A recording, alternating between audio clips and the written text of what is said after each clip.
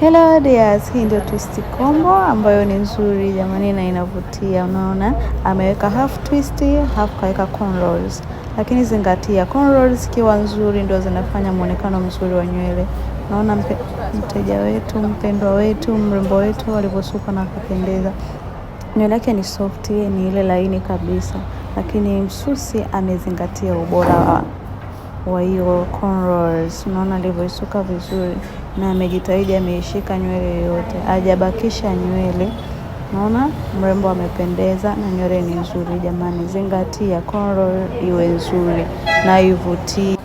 Cornrow ikiwa nzuri pia hata mvuto na muonekano wa nywele unakuwa mzuri pia jamani. Unaona amependeza, hata yeye mwenyewe anaona amependeza. Unaona anavyozifurahia nywele zake mpaka zinatingishika, nasikia raha jamani. Karibuni Masterpiece Natural Hair, tupo Tabata Pina.